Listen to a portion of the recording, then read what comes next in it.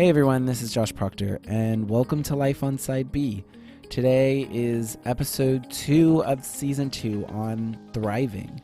And today we are sharing a recording that was done earlier this month at the Q Christian Fellowship Conference. At the conference, Life on Side B was invited to the podcast stage.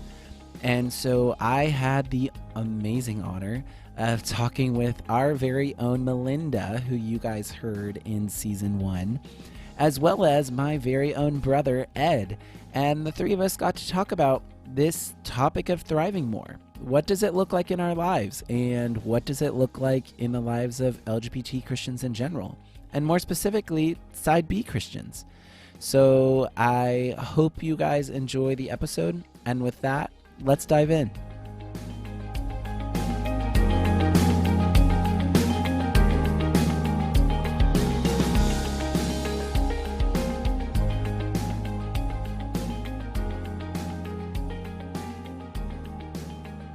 Thank you guys for being here. And this is now the second episode of season 2 of Life on Side B. And like I said, our goal every season is just try not to crash the plane. And we haven't yet, thankfully. So, and this will not happen today.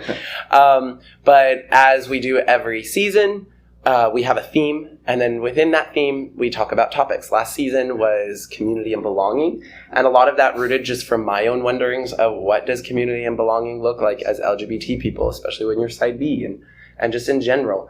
And so then we looked at all those different topics, mixed orientation marriage, celibate partnerships, intentional community, blah, all of that stuff. And then this season, we're looking at thriving, and what does that look like? Because so many times, it sometimes feel like, oh, I just need to survive and get through this. And it's like, no, I need to learn how to actually live a life that is full of happiness and joy and thriving. And so we're going to look at some of those different topics and what that kind of looks like. So first of all, I want to thank you two. We have Melinda Malone here with us, who anyone who's listened to the podcast before or has been around QCF knows well. Yes. Glad to be here. Yes. And we are joined by the many times mentioned yet never heard from on the podcast, my own brother, Ed Guzman. Hello, here we are. Yes. I'm excited to be here. Let's see how to thrive. Yes. Okay. So we are here on the Brian Eckstein podcast stage at QCF, and I'm really, really excited that we get to do this. So to start, again, Melinda, many people who are listening have heard you, but can you again just share a quick summary about yourself and how you identify? Sure. My name is Melinda Malone, pronouns she, her, hers. I identify as a gay woman, as a member of the Church of the Sojourners, and as a mom, and as lots of other things. And I've been committed to celibacy for myself and as a theological and philosophical proposition for as long as I've been aware that I was gay. Yeah. Awesome. And Ed, can you give a little bit of background on yourself and how you identify? This is going to be fun to hear. Oh, yes. Sure. Ed must guide me through the process. This is very new to me. I identified as a Christian guy. I'm celibate. That's as Melinda mentioned, the theology I felt compelled, connected with. And what else did you ask for, my dear brother? Introduce yourself. Well, I am Josh's brother. I am an adopted brother. You can tell from my accent that I am not American. By born. I was born in Colombia, South America. So it's really interesting to see the side of how Christianity can embrace LGBT plus Christian people and how it's different in other parts of the world. So that is part of my journey, growing up in a culture that says if you are Christian, you cannot experience any sort of attractions that are not, let's say, what the norm of the South Hemisphere tells. But it's interesting now to see that you can be a Christian and thrive and be LGBT. So it's pretty interesting to see that. Yeah, and for to explain this, because some of you might be saying, I've introduced him as my brother, and people are like, what? Because for everyone listening who's not here in the room, he's definitely Latino, very Colombian, and I am white as hell. So, but I met Ed, 8 years ago? Something like that. Yes. And since then, moved to Colombia for a time and kind of got adopted into his family, and he's kind of becoming adopted into mine. And we have become brothers in many ways since then. So it's been interesting having both being queer in that way and being able to connect with that. But I guess to start, I would really just for us to look at, just in general, what do you guys think it looks like to thrive, just in general, or what has helped you to thrive as LGBT Christians, and more specifically as Side B LGBT Christians? I think thriving has a lot of aspects to it. One of the things I think of first when I think of thriving is growth. And not only growth, but reproduction. The idea that when a plant is thriving, it puts out new leaves, new shoots, it bears fruit. All of those things are more than just survival. And I think for people, there are a lot of aspects to our thriving as well. Mental health is an aspect of our thriving. Family relationships is an aspect of our thriving.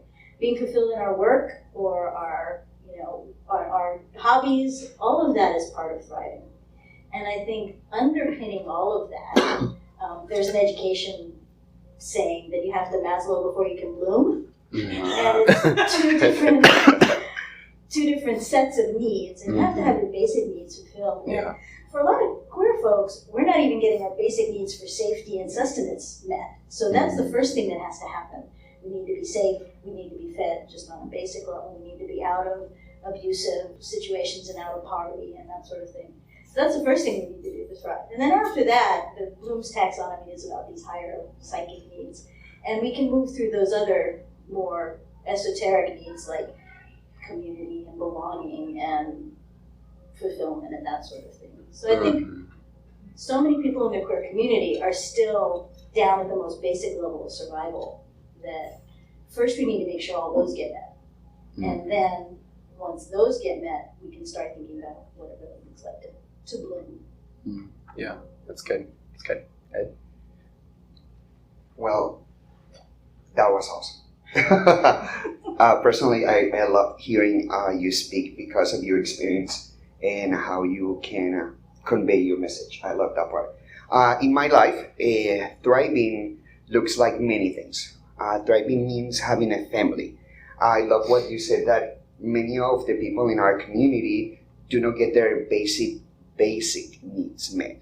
So if you don't have a family, a place where you belong, that is a bare minimum. And if you don't have that for real, you cannot develop the rest of the things God has given you, your gifts. So you can, for example, if you're an artist, you are not able to express all of the potential that you have if you don't have the basic.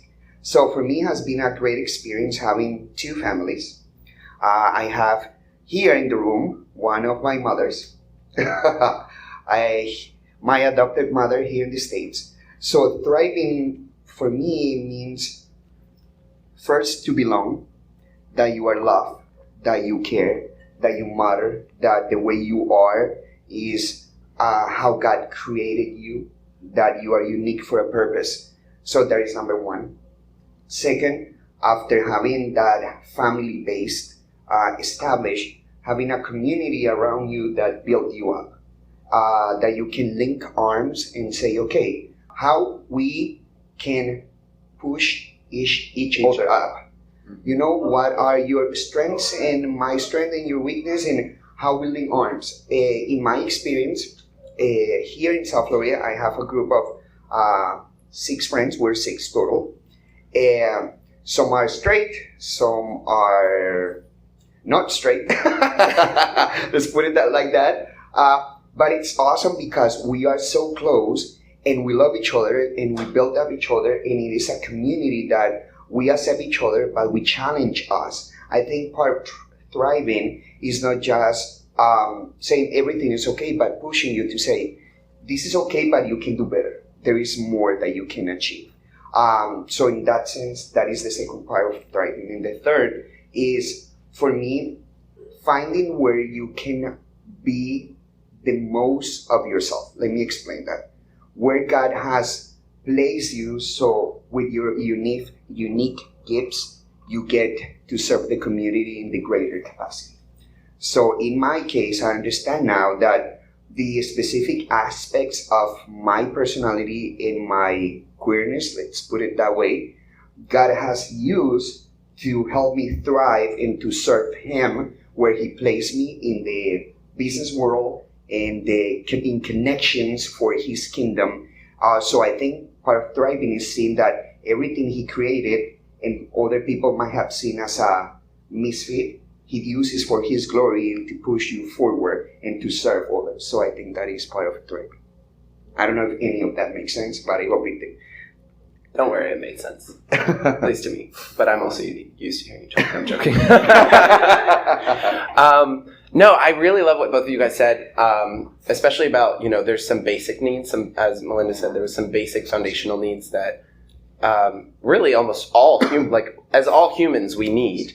And it's even those needs that are sometimes not met within queer people's lives.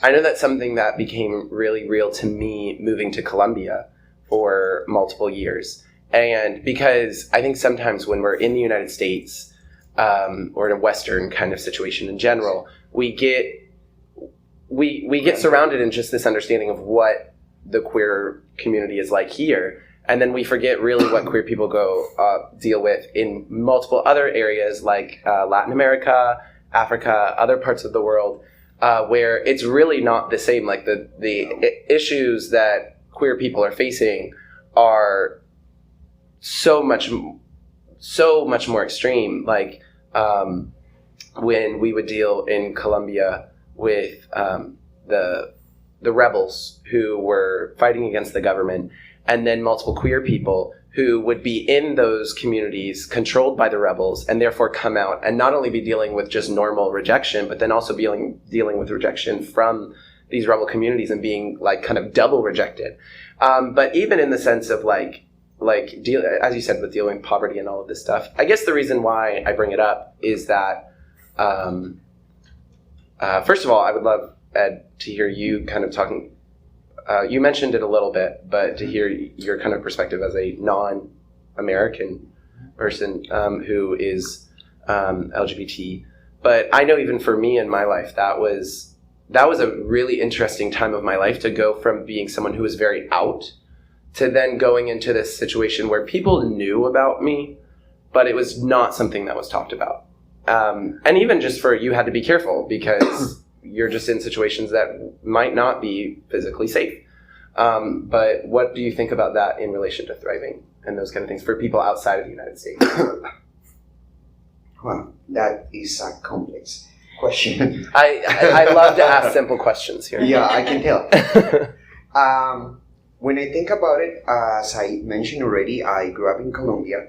So Colombia is a very traditional country, so to speak, even though gay marriage and most of what it is generally accepted here in the States is okay in Colombia. The mayor of the largest city in Colombia, which is Bogota, is a lesbian woman, which is married with a member of the Congress. So it's very unique. But everybody loves her because she's really good at what she does. So people is changing in that sense. But within the Christian community, it is complex because in the mindset of most of Christians in Latin America, or you are Christian or you are part of the LGBT community. You cannot have both. And that is a complex process. As a side B person myself, who understand that I have attraction towards girls and also towards guys, and that is something that is not going away. But I'm Christian, so reconciling that, and for the community that surrounds you to reconcile that and to allow you to thrive within the church is complex. Because for many, you need to ignore that that is there, or try to go all the way and say, bye-bye church, and I do my own thing. So there are many people, part of the LGBT community, Christians, that want to thrive within the church, that want to serve, that want to honor God and have so many great gifts from God in the way. I'm gonna give an example. One of my friends is great at giving hugs. That is a ministry. Many people need a hug. So, but when a person of the LGBT community who is Christian is not allowed to do that, is negating the possibility of the church to receive that gift that this person has to offer. And is somebody maybe needs the hug so they don't commit suicide. So when we are not allowed that to happen, we are cutting the process of the Great Commission, because we're all part of the body of Christ. And God is the one who decides who's right and who's not. But we are, the church, it is a hospital, it's not a club. We are all broken. So the fact that you have one thing and somebody else has something different doesn't give us the right to say you can or cannot do things. So my point is, it is way more complex for LGBT plus Christians to thrive in the context where we are, because still just the concept of being Christian and LGBT is conflicting. So thriving is not a possibility for the majority. At the beginning for us would be surviving and then thriving.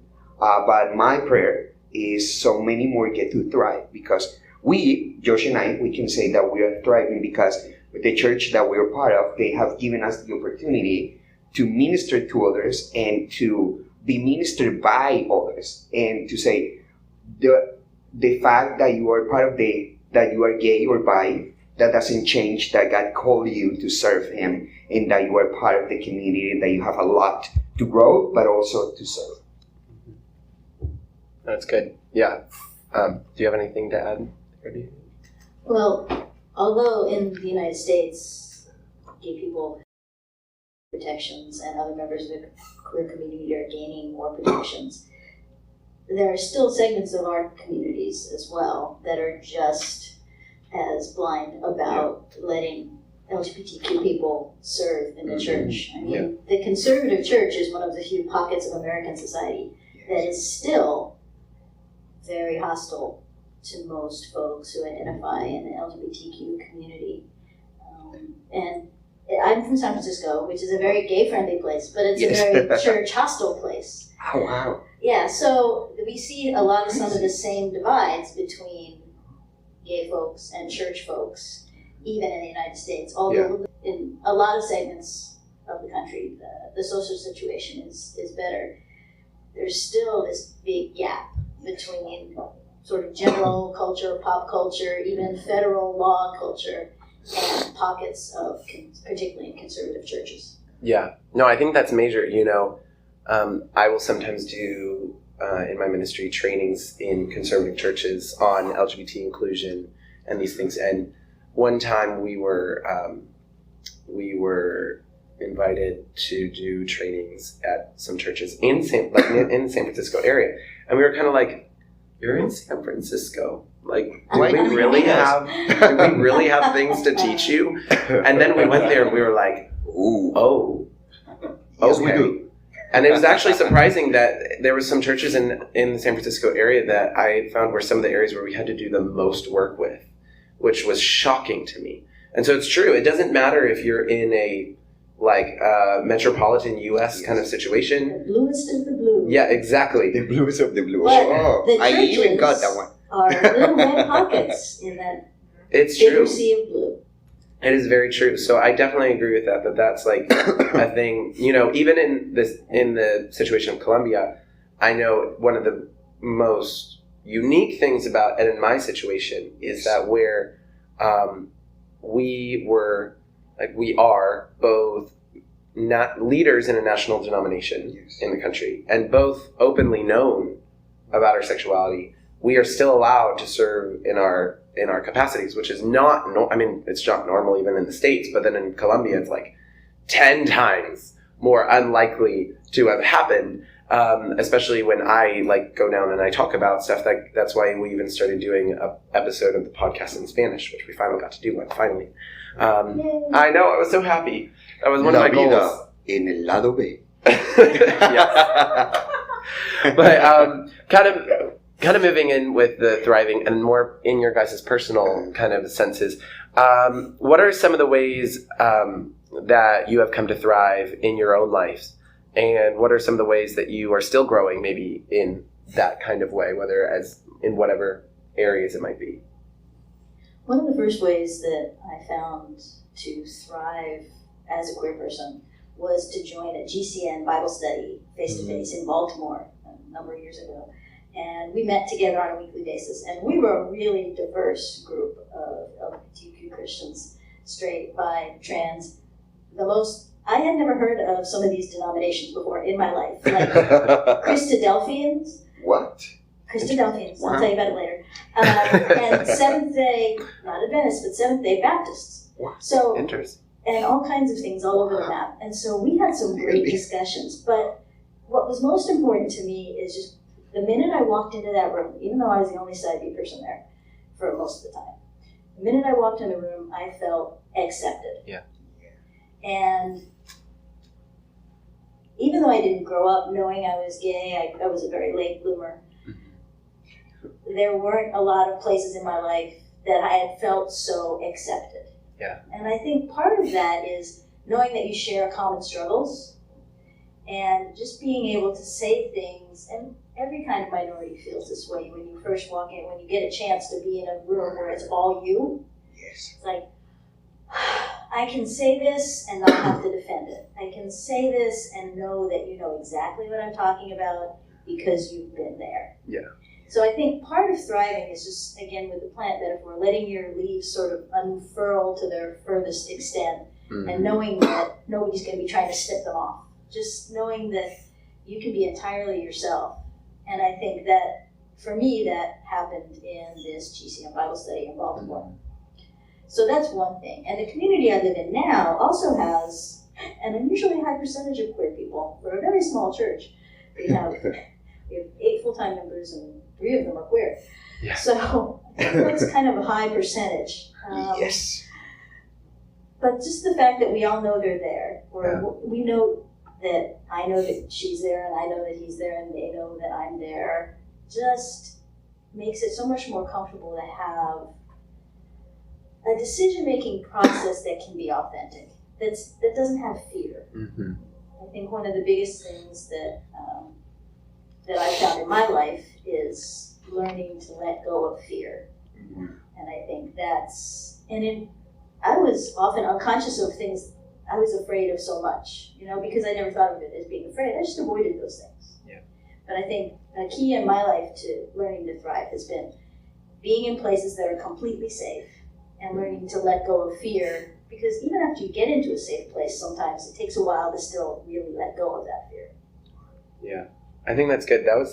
That's kind of like something for me. I love what you kind of said, what you said about just being known, being in a place where you are known and other people like you are there that you know of. And I think for me that was a huge part. And on top of that, I got to a point where not just being in a place that included me, but I had realized that after a while of being in my community where I was accepted, I still had this mindset where almost like they were gracious for accepting me. Like, oh, thank you so much for allowing me. And it's like, no, like, we're equals. I'm not just these are not these superior humans that are just gracious for allowing me in their presence. Like, we are equal human beings and all therefore having community together. And I think that's kind of like connected to the fear and shame, which was so much of what I had to deal with, of getting rid of this shame of being queer and just being like, I am made in the image of my Creator, and I can walk in my community knowing that I am equal, and that we are working together as one community to further the kingdom of Christ. Ed, in your life, tell us.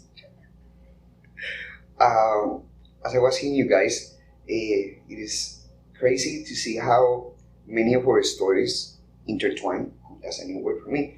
But in that process, I think in my personal life, to feel that God did not make a mistake.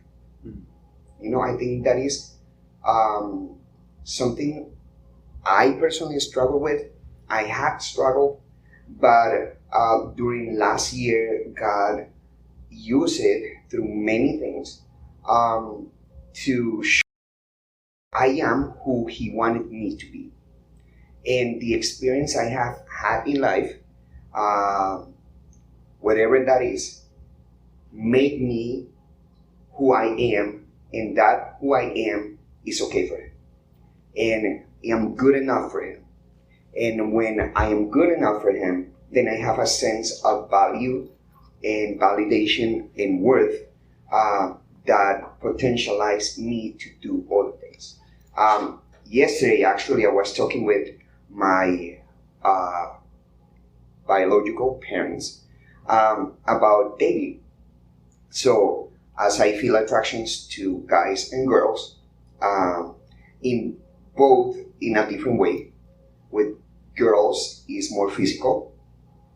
This is my description, like, ooh, hello, That is my description. And with guys, it's more like an emotional thing that I develop over time. So I was like, in my mindset for a long time, it's like part of being a man, if you're Christian, so to speak, where you need to get married. But as I have been growing up in this process of knowing me and thriving as a side B Christian, it's like, well, I am who I am in Christ. If I'm married or not married, if that doesn't change who I am. And if Jesus, which is the perfect example of a perfect human, never married, so I don't need to marry to be the man He wanted me to be. So that has been giving me a sense of peace. I think that is very important to me personally. And based on that, I can thrive because I am who He thinks I should be. Whether I feel like, I don't know, let me put it in different words. Let's put my thoughts straight. Having that sense of He give me my value allows me to interact with people in a different way. For example, before coming to the conference, I went into the conference Instagram account and I said, I'm going to add a few people. That would have never happened. That's totally something you do. Sorry, I'm just thinking about it. So I had a few people, and a few weeks ago I started talking, and that would have never happened before. But now it's like, and it's awesome having queer friends. And I have found that, wow, there's so much beauty in their stories, in their heart, and everything. It's like, I have been missing this because I needed to accept my own self. So for me, this is part of thriving. The fact to be sitting here and speaking and feel free. I remember when I came here, they said, are you okay for you to get like photos and appear? Like, oh yeah, sure. That is thriving. Like, I am who I am. And if you see me a photo and you think something, whatever you want to think, well, you can think about it. And it's great. I don't have a problem with it because I am sure who I am. So that is thriving for me. And it's exciting. I don't know, again, if that makes sense, but in my brain it does. It does. Don't worry. No, I just laughed because when you said that you added people from an Instagram account, I was like, yep, it's my brother. Go ahead. So another thing I think of when I think of thriving, as I said, was reproduction. And the idea that something that's helped me feel like I'm thriving is getting a chance to do things like this, feeling a bit part of the bigger LGBTQ Christian community, and feeling that my story is in service to other people. I've had people who said they heard talk on the podcast earlier, or saw something else, or I've been at conferences where people would just come up and say, tell me about your community, or tell me about this, or can you really be this? Even the Side B Facebook group, being part of that community and being able to pray for people. I think my number one comment is praying for you. And just that idea that through where I've been in my life and through where I am in my life, I can support other people in their growth, I think is a huge part for me of thriving. Yeah, no, I think that's been a major part for me, has been community. And obviously, like you said, I think that's a reason why we had a whole entire season on it in season 1, was because for me that's become so huge, especially because so many times when we think of community, we think of partnering up, whether in marriage or in a partnership of some kind. But then being able to see the beauty, Ed has mentioned our friend group with 4 other people. We're nerds, so we call ourselves the Fantastic Four. And then we have another person who is the Fab Five, and then we have the Sensational Six. So we are nerds like that, and we embrace the nerdom. But even like with them, and for me, it's so interesting as I've gotten to understand more of what community looks like in my adopted family, in my biological family, in my kind of chosen family with my friend group, and how they all kind of intermingle, and people will see it all. This is one of my favorite moments ever in my life, is I had someone text me a few days ago saying, "Did you get married to Ed?" And I was like, "What? Clarify. Why? Why are you asking this question?" Because no, we did not marry. And he's like, "Well, you put on Instagram," anyone who follows me on Instagram, it's josh.proctor.guz, and Ed's last name is Guzman. And I was like, "Oh, well, it's because it's my adopted family." And they're like, "What?" And I'm like, "Well, I've been adopted in his family, he's been kind of adopted into mine, so I was kind of talking, and so I put it on there." And it was kind of hard for them to understand. And I was like, it's just a thing. No, I did not marry Ed. Don't worry. It's not. But it was just interesting to be able to have those places of people that know you, and even sometimes in my adopted family, my biological family, in my friend group, we have different views, and we are very different people. I even just had in our friend group, one of our friends is very straight, very heteronormative, but loving, the most loving person. And if you talk about anything queer, he wants to understand. Yeah. But even just, I mentioned the word queer, and he was like, "What? What is that?" And I'm like, "Oh gosh." And then I mentioned the word twink, and he was like, "What's that?" And I'm like, "Gosh, okay, I need to remember my terminology when I'm in conversation with people." But yet we have developed a community that is so very unique, and yet I love it. And that's been the place that I find thriving of, like, even when preparing for this episode, getting texts from them saying, "We're praying for you, and we're hoping it goes well, and you're not going to have the airplane crash. The plane's not going to crash on this episode." But those have been some of the areas I have done. But even kind of like you guys were talking about with just kind of accepting yourself and finding that place of confidence in yourself as an LGBT person and a Christian. For so long, I always thought that the ultimate culmination of thriving was getting into a marriage or a partnership. Like, that's the ultimate part. And you arrive. Yeah, you've arrived when you finally get that marriage or that partnership. And I think that Melinda knows. And I think it's really, I've learned that, first of all, it's important to even get to a strong place before if you were to ever get into a marriage or a partnership beforehand. But on top of that, just because you get into a marriage and a partnership does not mean that your growth and into that place of thriving is done.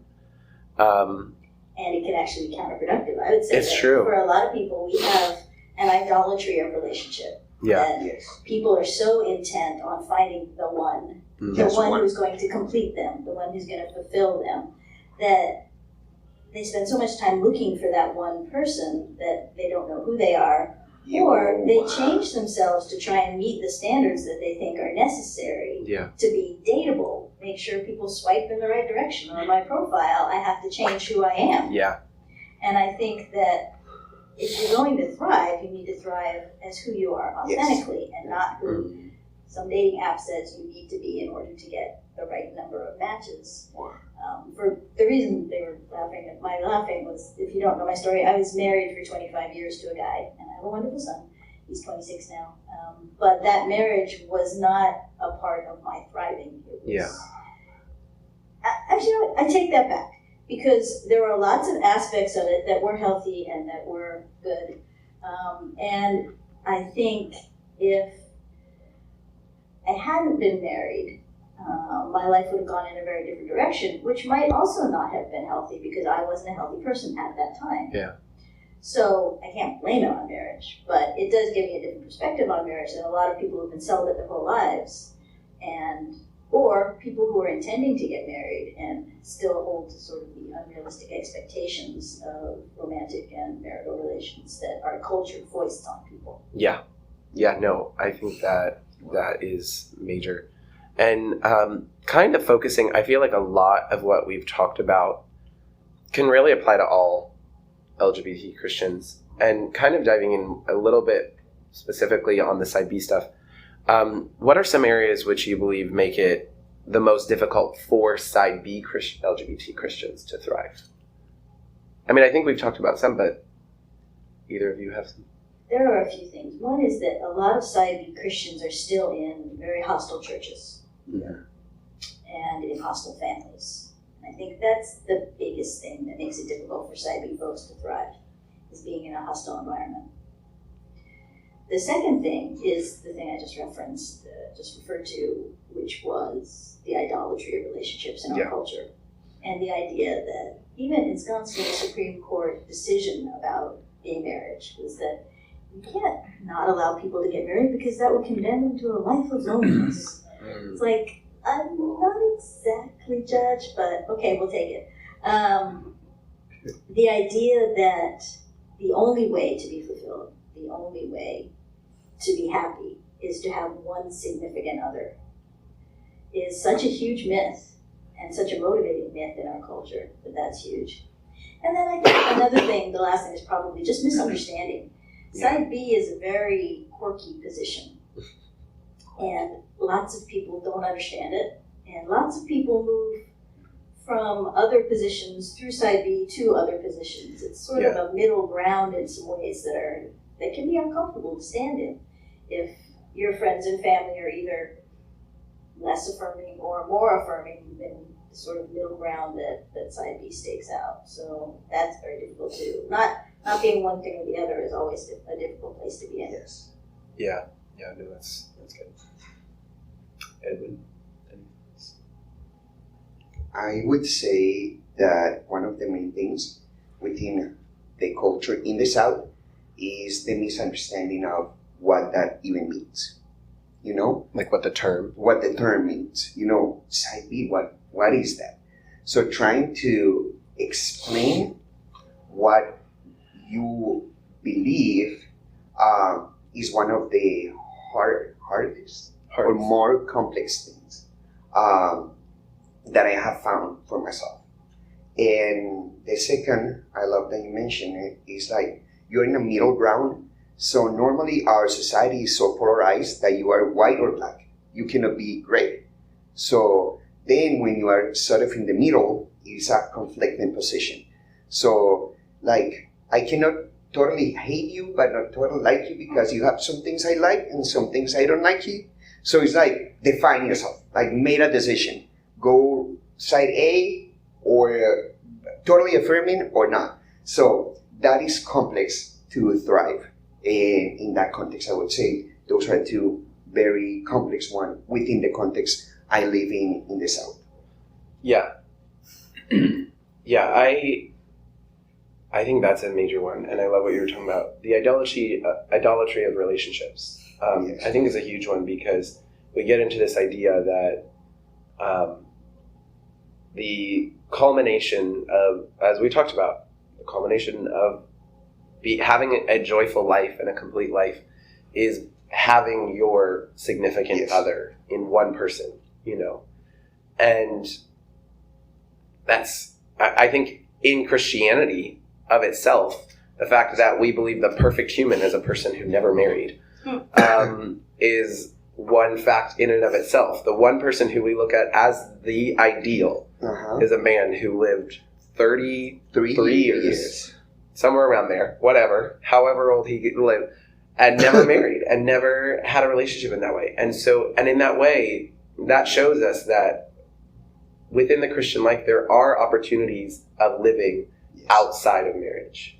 Like most big lies, it has a grain of truth in it, which is that humans need intimacy. They need intimacy. And they need physical intimacy, they need emotional intimacy, they need daily, mundane, day-to-day intimacy. And I think one of the biggest things is a lack of role models and a lack of living models to see what thriving looks like when you're not married. Yeah. We all probably have one or two, like the crazy aunt or the really cool guy that, is an artist and thrives on his own, but they're always seen as the exception. And the fact is, celibate people are the exception, and they should be, otherwise the species dies out, right? It's a good thing that celibate people are an exception, but we shouldn't be anathema because of that. That's a good point. Love it. I think one other a fact that we need to have in account or think about is, what is the meaning of thriving? Because that is the base to put all the foundation on. Because what thriving looks for me might not look for you. So thriving for somebody might look like getting married and having kids. Thriving for other person might be becoming an artist and traveling around the world, or becoming a foster parent, or So what does that mean? What does that entail? And also, based on what we believe as Christians, how did Jesus thrive? And try to follow that pattern, I think, will help us, no matter where you are, to thrive, to understand what is the real meaning behind that. And I love, again, what you said, like, we overemphasize the one person that will change everything. And I want to take that to the Christian root of all of us. And that might sound really, like a record. But, well, the person you need is Jesus. If you start with developing a real, profound, significant, meaningful relationship with him, out of that relationship, you can build many other relationships that are fulfilling and help you to thrive. But if we start looking outward for what we need to find inward within our relationship with Jesus, we might not find it.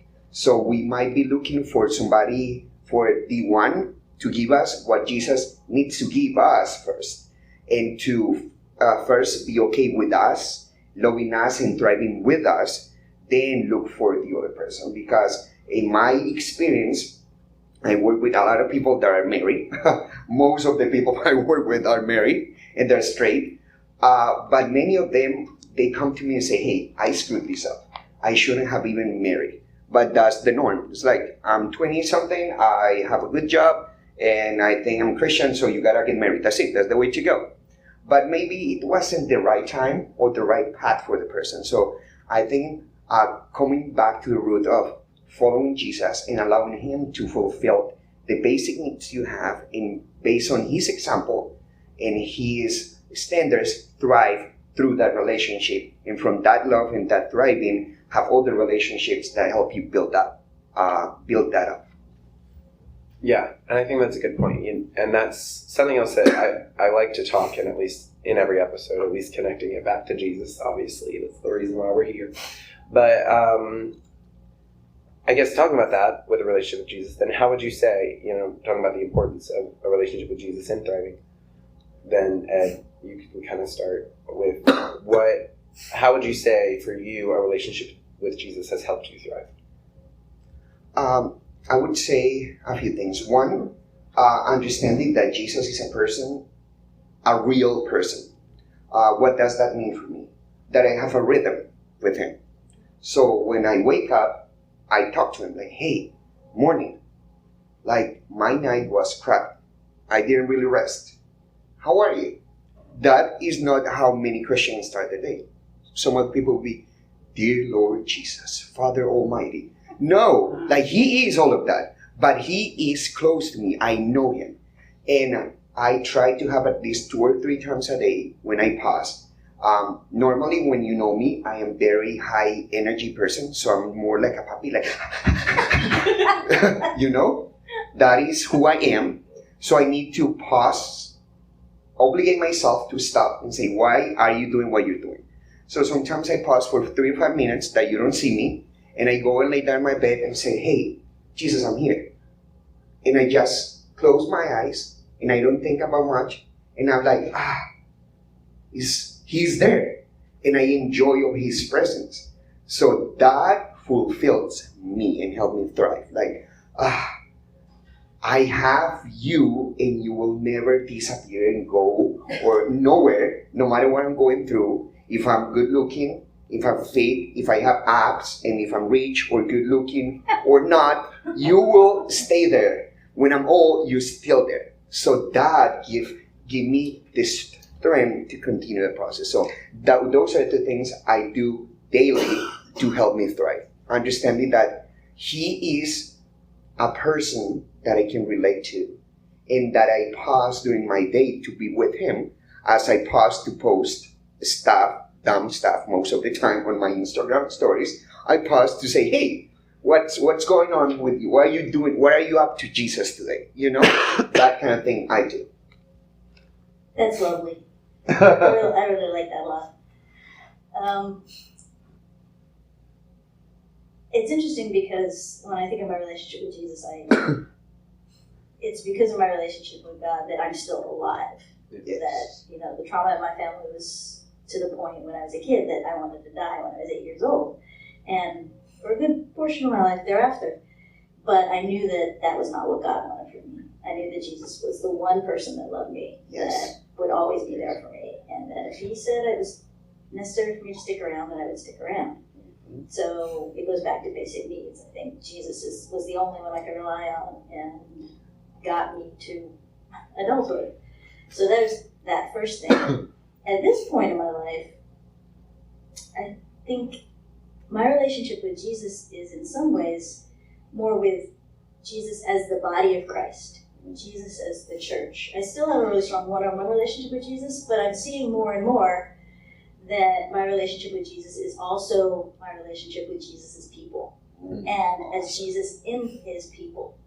So, I mean, one of the jokes celibate people say is, you know, relationship with Jesus is great, but he can't pick you up at the airport. Yeah. Right? Yeah. So, you need other people. And so, but that is part of our relationship with Jesus as well, because that is exactly what the body of Christ is supposed to be. They're supposed to be Jesus for one another. This is the reason they're called the body of Christ. Yes. Yeah, think. So, the whole no hands but ours, no feet but ours in the world right now, really comes to life for people who are celibate in ways that it doesn't necessarily with people who have a full-time partner. Yeah. Because instead of putting all your relational eggs in one basket and expecting that person always to be there for you and always to be your default, you kind of have to spread it around to other people and let more of the body of Christ sort of be there for you. And it's a kind of a radical dependency that's necessary, that celibacy sort of forces us into, but which I think is also very, very healthy,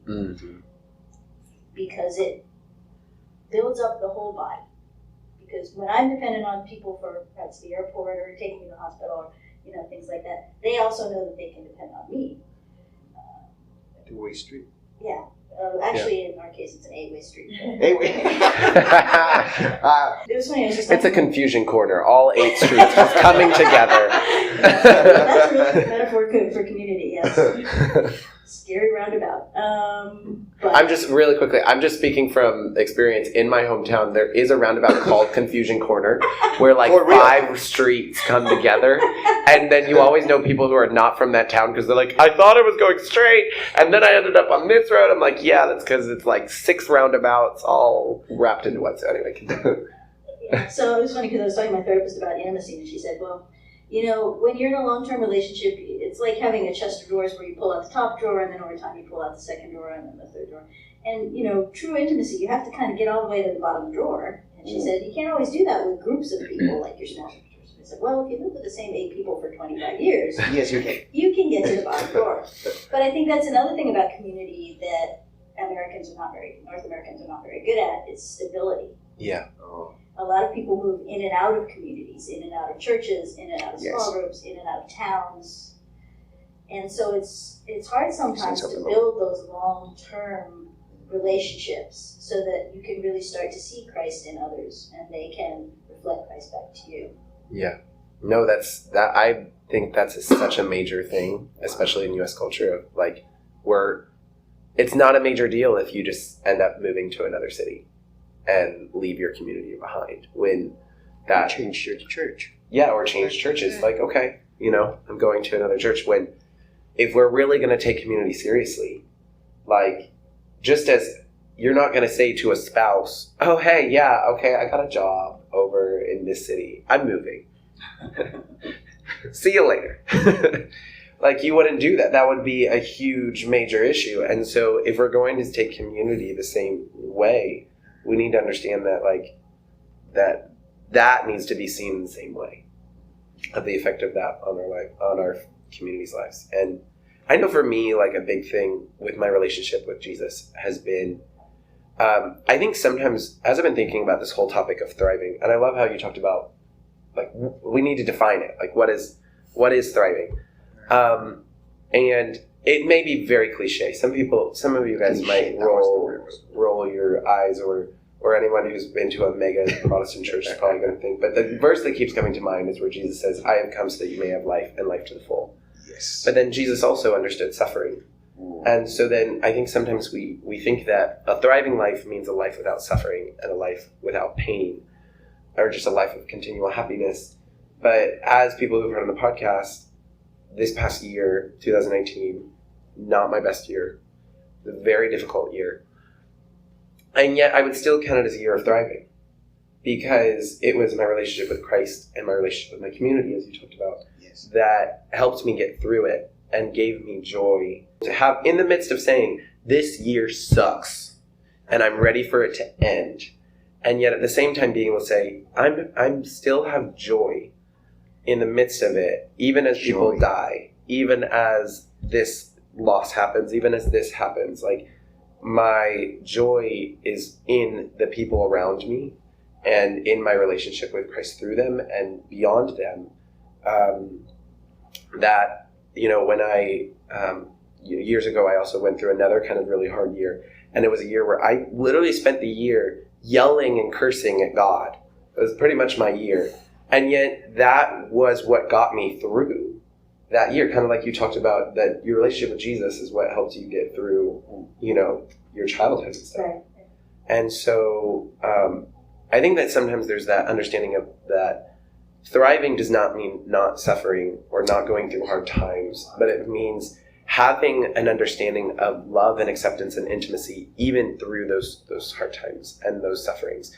That, yes, this is going on right now, but that doesn't mean that I'm not able to thrive in the midst of those kind of things. One more thing. Go ahead. I like this image in my brain for thriving. If we look at the story of, he is, how you say that in English? Well, the guy from Egypt, Josue. Josue? No, Joshua. Joseph. Yeah, Jose? Joseph. I think he was sold, and then he ended up in Egypt. And well, his life looks like crap. You know, sorry about the word. Like, I'm doing great, and no, then I'm like screwed, and then, oh yes, God, you're good, and then screwed. You know, like it's like from bad to worse. And then you're like, but this is a faithful dude. You know, he loves God, the whole thing, but his life doesn't look like how we would picture the perfect life based on Hollywood. But the life is not Hollywood. And I love that God shows that life with him is hard, because life is like that. He created it to be challenging. But I love that the end process of this guy was to be the second in command of the largest empire of the time. So he was the second most powerful man in the entire world. So the higher the call you have, the more complex the process of preparation is. So as part of the member of the LGBTQ+, we have a huge calling that many people do not understand. So that is why our journey looks really painful and crazy, and we have been hurt so many times. But God uses all of those processes because He is preparing us so we can then be launched to do something that we might not even see yet what it is. But He is preparing us for it. Because in the process, this guy thought that he had arrived several times, but he wasn't. So maybe, thriving process, like, oh, I got it, I'm good now. But God's like, no, I still have more for you. You still have to go through other processes that are painful, but thriving looks like that. And I love thinking that my life has been marked by pain in many ways, physically, emotionally. But when I see where I am and where I see where God is moving me forward, I see that all of that, He allowed things to happen for a bigger purpose that now I'm starting to see. So it is painful, yes, but the preparation that He has allowed me to have and the experiences allowed me to relate with people in a way many other people cannot relate. So my phrase that I love the most is, the one who has been forgiven the most, love the most. So I love God in a way many Christian straight people will never love God, because God is all I have. If He's not there, this is game over. So because of that, and because I know I am broken and I need Him so badly, then I get to know Him and enjoy Him in a level many other people don't get to see. So thriving is also through suffering to get to know Him and to have a community who understands our same pain, but also link arms with us for a bigger purpose. We have talked to Josh many times, like the time when we all as LGBT plus or queer Christian people understand the calling that we have, we could reach the entire world for Jesus. Because we have something so unique, so special, that it is an army that is being asleep but needs to be awakened. So we actually get to finish the Great Commission. That's how I personally see it. And to clarify one thing that you were saying, that I wanted to kind of clarify in a way, is that I think with this whole walk of being with God, and like how you said, sometimes with the life of Joseph and stuff, where we will go through with suffering, it's not that God puts that suffering in our lives, but that God realizes we live in a broken world, and we live in a world that is not in that way, and yet He can still use it.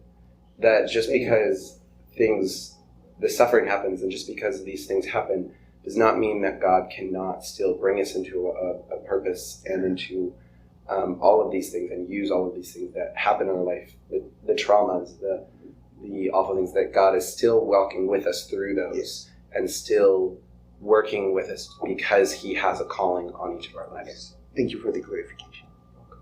No, thank you guys both for being here. And thank you all for being here. This has been fun for all of us. I guess that's it. All right. Thank you.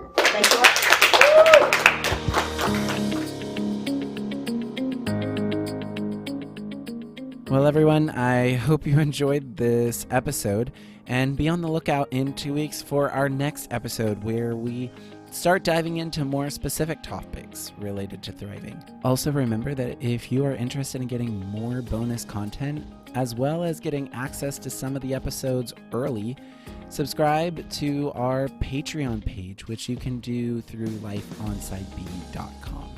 And with that, we'll see you soon.